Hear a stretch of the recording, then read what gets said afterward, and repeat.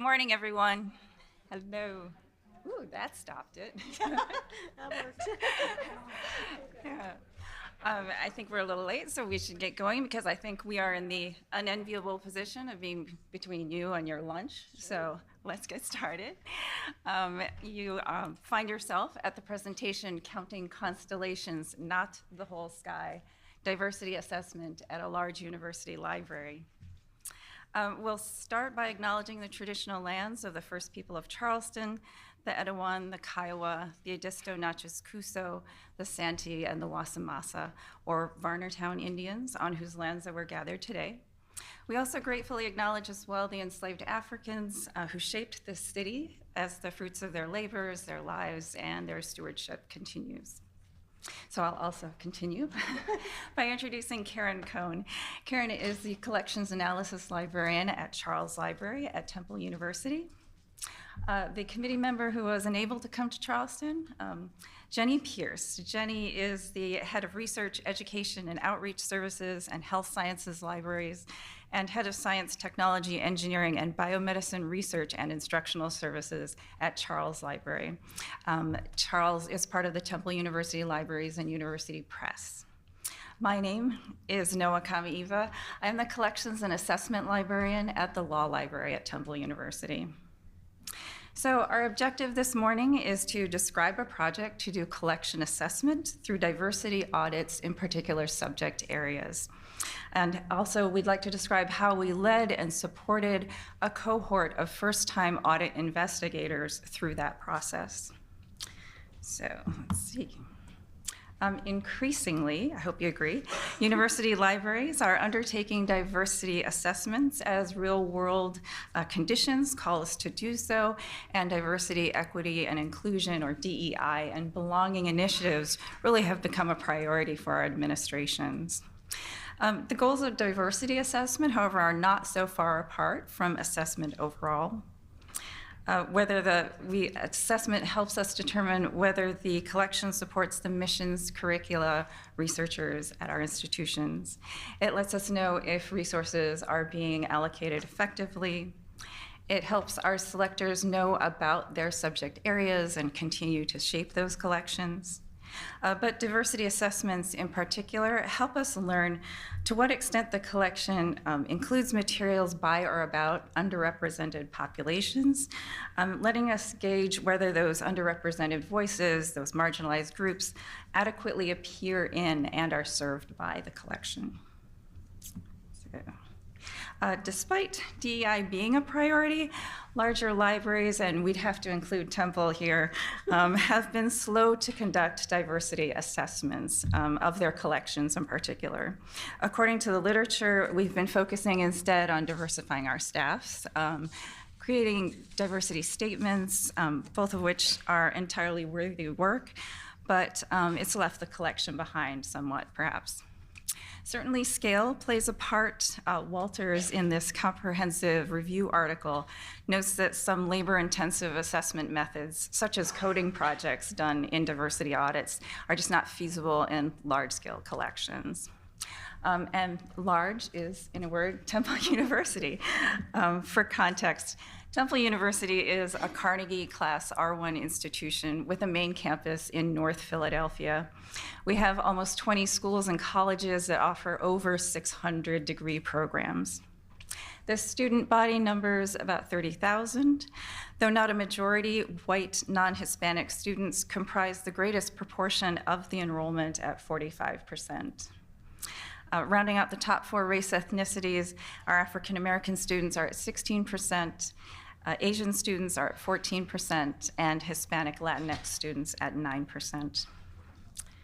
And on the library side of things, Temple University Libraries and University Press serves this community with a collection of 2.5 million physical items, nearly 2 million books in general collections, 3 million ebooks, and nearly 1,000 databases. So vast. When the sky is the limit in this way, where do you begin?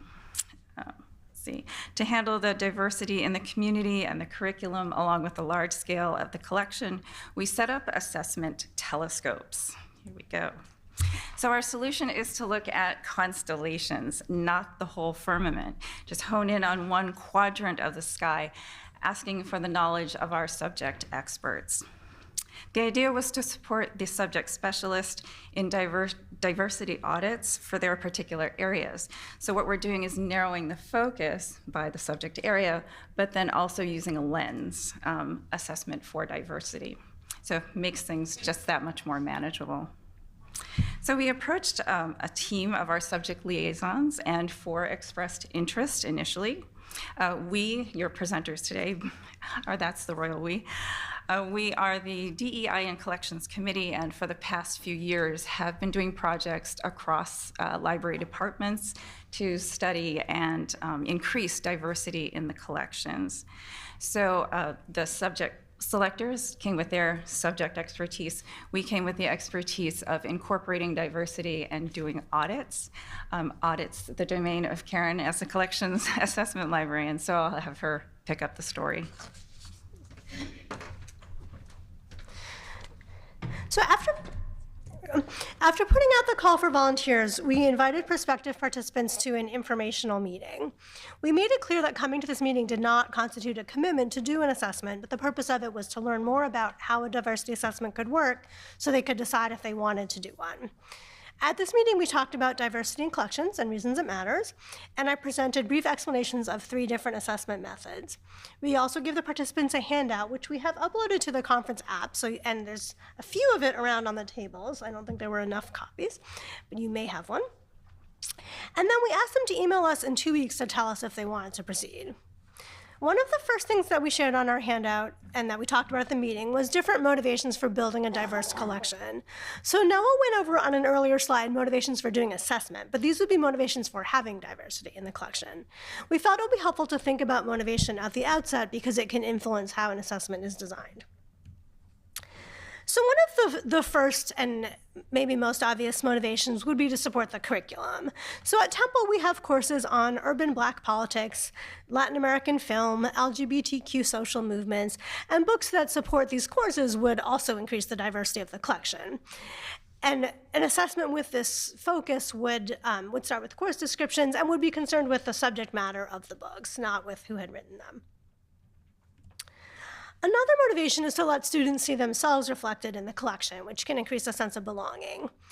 So we told the auditors that if their motivation were to let students see themselves reflected, their scope could be an entire subject area, or a subset of it, for instance, just a piece of American history rather than the whole history collection. With this motivation, a person might be interested in author identities as well as, or in addition to, either or, author identities or subject matter. The auditors would need to decide which identity categories to focus on.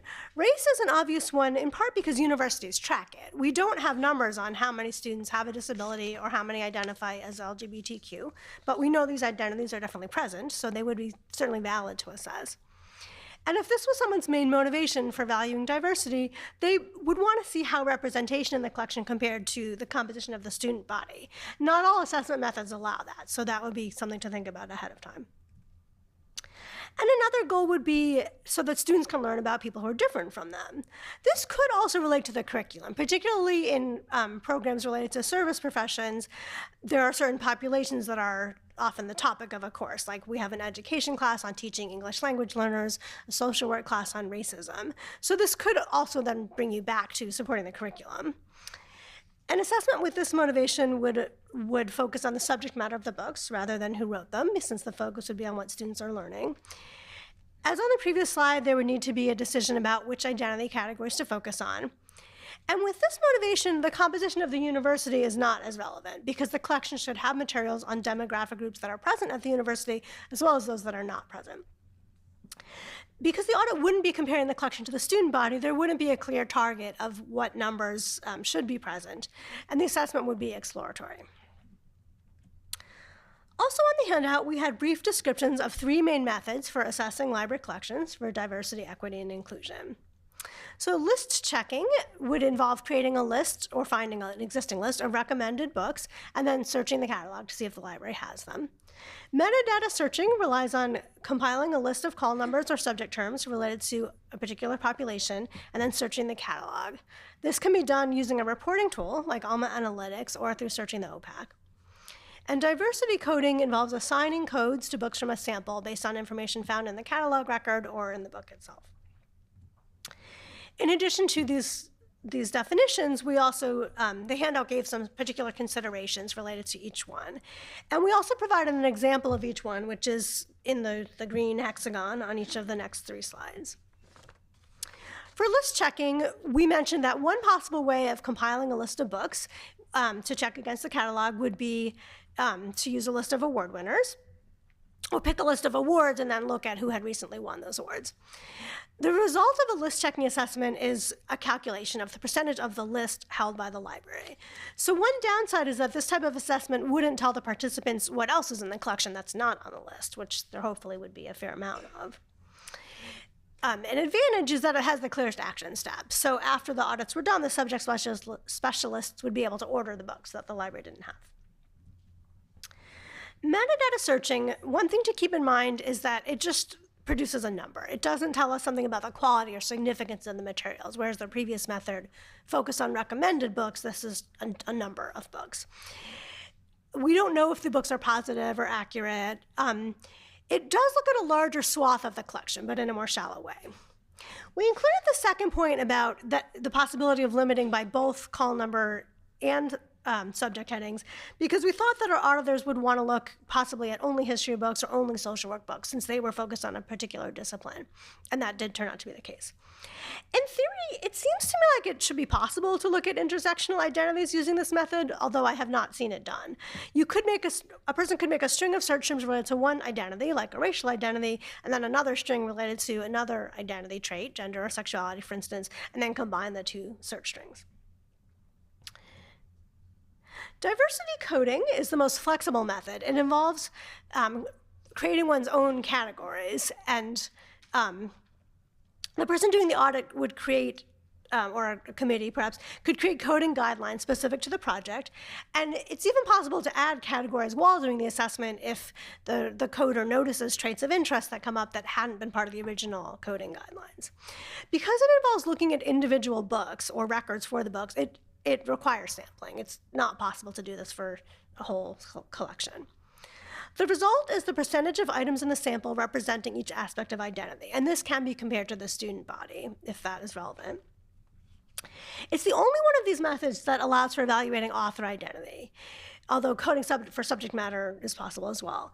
Ethically coding an author's identity is really tricky, and many studies have used this Emerson and Lehman article that's slided on the slide as a model.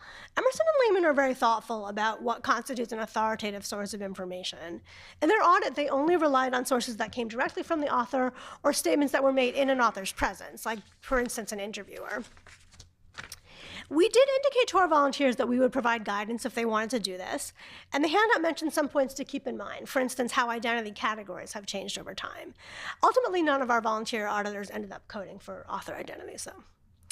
This is the best method for looking at intersectionality. Coding projects usually consider a range of traits rather than just looking at a particular racial identity.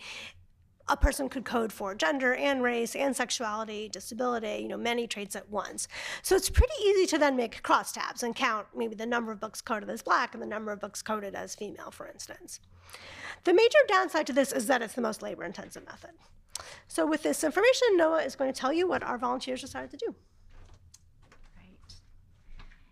Armed with all these considerations and methods, 3 volunteers took up the challenge, and I'll just introduce their projects. First is from Andrea Goldstein. Andrea is our librarian at the Ambler Branch Library. Andrea looked into the representation of Indigenous people in the print and electronic book collection. So she gathered headings related to Indians of North America. Karen then used that list to retrieve a large set of titles that Andrea then analyzed through different parameters like LC classification and publication year. The Ambler Branch Library serves Temple's suburban campus and programs, which include landscape architecture and horticulture. And Andrea was curious whether indigenous knowledge was included in the collections supporting those programs. Next up is Rebecca Lloyd. Rebecca Lloyd is the Learning and Research Services Librarian for History, Spanish, and Portuguese. Rebecca studied the World War II print and electronic book collection, looking for race, gender, geographic, and publisher characteristics. So World War II history, gigantic collection. She started with coding a random sample of 250 books. And finally, Vaughn Tran. Vaughn is our Learning and Research Services Public Health and Social Sciences Librarian. Vaughn investigated the coverage of Asian people within the social work literature, both monographs and journals this time, also in print and electronic formats. So Vaughn requested data sets of catalog records with the social work subject headings, but then expanded the criteria to have those social work keywords anywhere in the records. The initial concept was to compare the frequency of various Asian populations represented in the collection, that social work collection, against the proportions of Asian populations in the student body, in our region, or in the country at large using census data. So 3 super ambitious projects. We were very grateful to have these volunteers on board. So as we were getting rolling, the project had some expectations that we had to meet or manage. First of all, we just reminded people that they could include or encounter some offensive terms, either from older materials or maybe in the metadata where current terms have yet to be adopted. We had some discussion about understanding the catalog as a data set, which supports the audit's more quantitative approaches. The subject specialists are, of course, used to using the catalog as a qualitative tool, connecting the researchers with the resources in their reference interviews. But here they were just counting records, how many satisfied their criteria, so how many titles concern Vietnamese patients or clients in the social work, for example. So this quantitative angle just introduced a new understanding about what is in a catalog record, what's searchable in a catalog record, or even the recognition that MARC records aren't created equal. They have differing, they differ in their uniform or their details, and so just because they come from different sources. We also wanted to be clear about what support the committee would do and what we would expect our auditors to do themselves. So they were responsible for choosing a method and a focus, that diversity question. They needed to provide specific criteria so Karen could pull out the correct records for them. They would be responsible for any coding, though we did volunteer on the World War II project. And then Karen also led a training session in Excel, so our volunteers didn't have to come with that skill set already. Finally, the investigators provided additional criteria or framed questions that Karen then took to their cleaned up data sets to create some summary tables. Sticking with logistics, the full cohort and committee met every 5 to 8 weeks for 1-hour sessions. And in each session, each auditor gave a progress report. We ran through their questions and also articulated next steps. We were very intentional about getting those next steps down just to keep people on track. And that was as simple as, okay, come next time having figured out the categories or having reached a certain coding milestone. So these steps were all recorded in roadmaps that were stored in shared folders, along with the spreadsheets from the catalog output. Between meetings, we were available. Karen kept pulling out those data sets by request, and we were available for questions. Let's see, all of those questions had to do with scoping the projects, which formats or types of materials to include, for example. For instance, all the government documents were left out of all of these projects. They arrive on deposit, so aren't selected actively, and the auditors just thought that the curation level wasn't the same as other materials in the collection. For the coding project, there was a question about the right size of a sample, what characteristics to code for, and if research outside the catalog record were necessary to code an item, would that be done? How much of that would be done? We just walked through all the implications of these questions and decisions. How much time would super granular coding take? Probably too much. And if no outside research were done, how many records would have null values? And how would that affect the utility of the eventual result set if there's just a bunch of empty cells? So walking through those questions and scenarios just helped our auditors continue to shape their projects. And Karen will take over with some results. Okay, some findings. So Andrea's project on North American indigenous people started out as a metadata search project. And I had said at the beginning that the results of a metadata search are just a number. But we found that once I had run the search for her in analytics that there were several ways to slice and dice the results. And it was worth looking at them more closely. So one way that we looked at the results was an Excel table with counts by LC class. And I've included just an excerpt from it here. For both print and ebooks, the largest number in history, I expected there to be more in anthropology, which is GN, but those numbers were fairly low. I noticed some ranges where there was a large disparity between print and ebook numbers, and that's on the slide. And as Noah mentioned earlier, Andrea had been interested in whether there were books related to horticulture, which is one of the focuses of her branch campus. These would be in the queues, and the numbers there were very low, around 20 in each format. So this was mildly interesting, but where it got more interesting was when she started looking at some of the titles and subjects of the books. Since the E section had the largest number, Andrea looked at those more closely, and she noticed a lot of books that didn't seem to be history, and I have some subject headings here on the slide. So she brought this up at a cohort meeting, and we all felt that clustering all the books on North American indigenous people in E enforces the idea that Native Americans are part of the past. We're all new to thinking about this topic, but conveniently for us, our head of metadata actually wrote her master's thesis on this topic. So we consulted with her, and I asked her specifically about the religion classification. And she said, yes, this is a significant issue. She explained that there's no classification for North American indigenous religion in the Bs, which is the religion section. And you can see in the screenshot that under BL, for American religion, it says, for American Indians, see E through F, which is history. So according to LC, this means indigenous religions are not studied as religion, but as part of history. And the classification where they are found within history is under Indians of North America, other topics A to Z, alphabetically between relations with African Americans and removal. So this sends a message not only about Native Americans as part of the past, but about the legitimacy and significance of indigenous religions. This is not new information. It's something that other people have researched and have written articles about. And religion is not the only classification that's an issue, but it was new to all of us. So that was 6 people who learned something new from this project. This chart shows Rebecca's findings related to World War II. She and I met to co-create a coding guide, and these are the categories she came up with.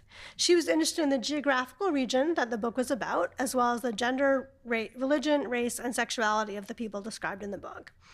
We spent a little while considering how to code books about the Holocaust. We knew that Hitler considered Jews to be a race, but we don't, and not all books about the Holocaust are solely about Jews. So it ended up making the most sense to just make that its own category. So that was just Holocaust, yes, no.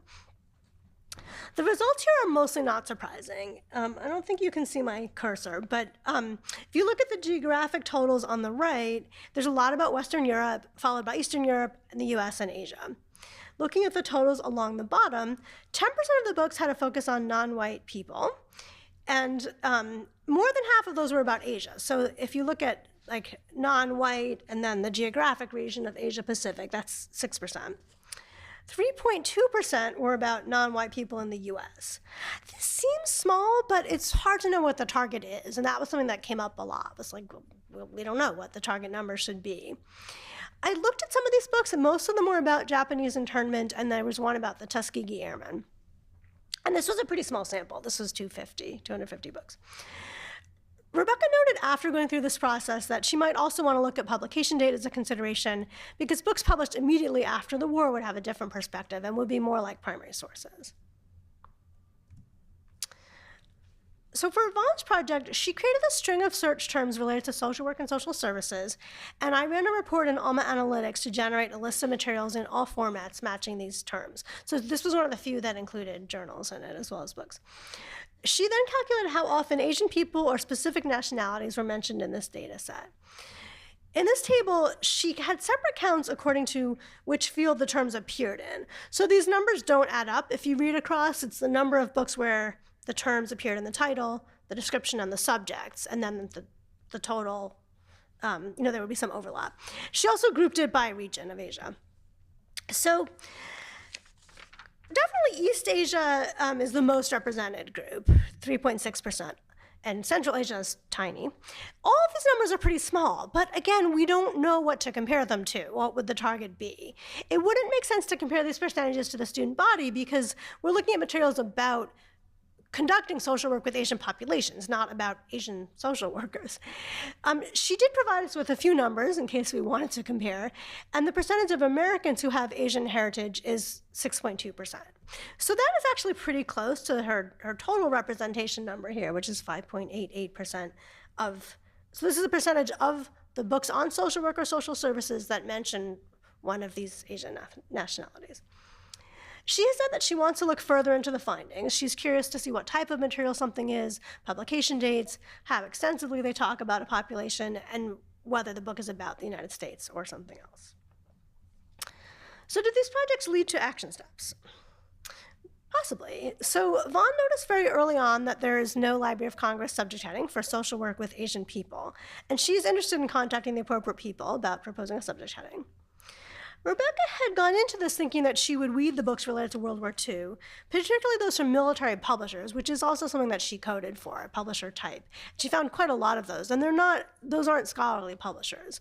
But then she started thinking, because we're a research institution, anything could potentially be relevant to someone's research. So there's somewhat of a conflict between what we want available for potential research and what we want easy for undergraduates to find when they are not probably the best judges of sources. So she's still thinking about that. She's also considering seeking out more diverse books about World War II.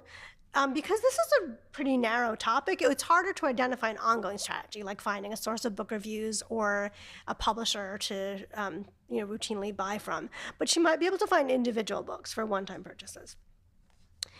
Andrea was unsure about action steps related to indigenous people, partly because the most striking issue that she discovered was the classification system. And there are people, already trying to make changes to this, but I think that's been going on for a while. So this uncertainty in terms of action steps was an area of reflection for us on the committee. So we have two slides of reflections here. One is to think about what changes you will be able to make as an outcome of the audit. So Andrea's lack of an action step was partly because indigenous people are not tied to any particular person's selection area. So we wondered if we should have requested that the authors pick topics related to the areas of the collection where they have responsibility. But her project resulted in all 6 of us learning something, and I think we did all find that valuable. And actually, none of our auditors started off with a collection-related goal, something that they knew there was a need for, and in all of these, it was sort of exploratory. We're not exactly sure what we need. We want to start by just seeing what we have. And in fact, they all started with general curiosity and even expressed to us that keeping it open-ended allowed for more learning. We do wish we had a little more structure in terms of process. As Noah said, our meetings were on an irregular schedule, and we could have held them on a more regular schedule. We did have a lot of structure, though, in terms of at every meeting we would end the meeting with, here's what we expect each person to do before the next meeting. And then we would send them reminders before the meeting of what we wanted them to do. One thing that we knew, but that was particularly made evident to us, was that preparing the data takes longer than analyzing it. It took several tries to get the best search strings, to figure out which fields would be useful. And so I was rerunning reports for people multiple times to get the desired fields included. And one participant spent a lot of time deduplicating records between print and ebooks. We felt that probably using common tools would have been useful. We did have one participant, Vaughn, who used In Vivo because she was familiar with this from other work. And it made sense to let her use what she was comfortable with. It's also a powerful tool, but it meant that we couldn't see her progress because we didn't have In Vivo.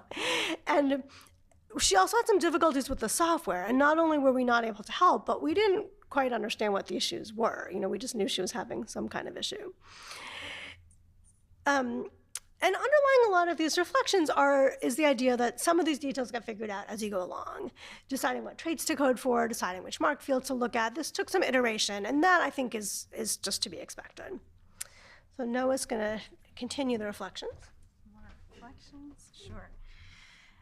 Yeah, so all participants felt that these were worthwhile projects that helped them see their collections in new ways through diversity. I'll echo Karen and say the project gave us all a chance to learn, auditors and committee members alike, and we take that as a positive outcome. Working as a cohort enhanced the experience. It let each auditor learn about more than just the one method that they used in particular. It gave them a sounding board for their decisions, their questions, and it gave them the opportunity to learn from each other. They each brought and shared different skill sets. So I'm really pleased that they're all continuing their projects and have new insights into their collections. I think they also had some new energy or a re-engagement with their collection as well. So that is a positive outcome we'll take too.